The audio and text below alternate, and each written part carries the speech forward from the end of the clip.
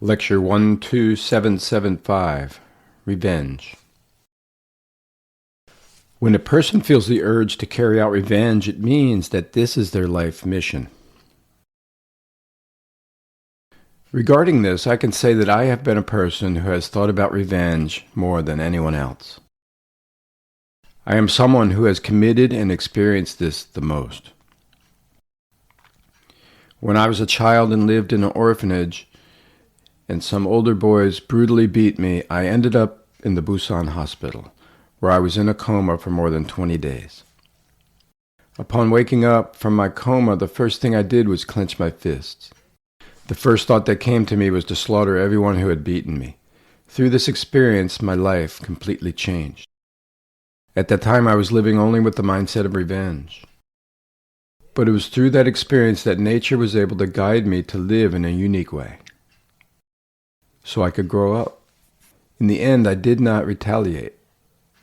In fact, that desire for revenge made it possible for me to walk a definite path of growth. I could not have grown in such a definitive way without that strong push within me. This is how nature guides us to grow uniquely in different ways. In the end, will you take retribution, or end up realizing your misdeeds as your growth reaches maturity, and see that it was not about revenge nor forgiving them, but to awaken to your shortcomings? These are the changes you experience. Nature works in all ways to guide you to live sincerely. When you let go of the desire for revenge, you succeed in your growth. At the time I dropped my desire for vengeance, I wanted to die. I had lived only with that desire within me. But in the end, it all changed. When I stood in front of my attackers, I pitied them and lost the will to take revenge. I just couldn't do it. I suddenly lost all purpose to live. I wanted to die, so I decided to drown myself with liquor using all the money I had to buy it. But this plan failed as I drank. My idea was to use up all my money, get drunk, and end it all. But while drinking, a woman who had lovingly cared for me as a child approached. She began to scold me about everything. "You are horrible," she said with great disdain. Suddenly I came to my senses. She continued ranting. "I regret taking such good care of you. I see that you are just a wretch." I had never heard anyone talk to me like that before. This person who had so much affection for me and was now saying those things stopped me in my tracks.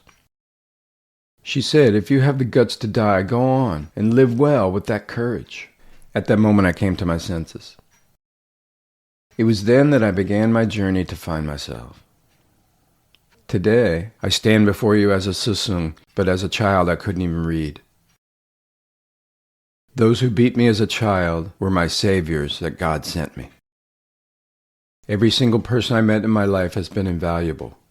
Because I came to realize such gratitude toward the world, I was able to study myself. And I stand before the Jungbub family. Nature guides each of us to study differently. I have been through this unique experience, so if any of you harbor a desire for revenge, first come to me to discuss it, then you will be free to choose. You know I'm not so bad after all.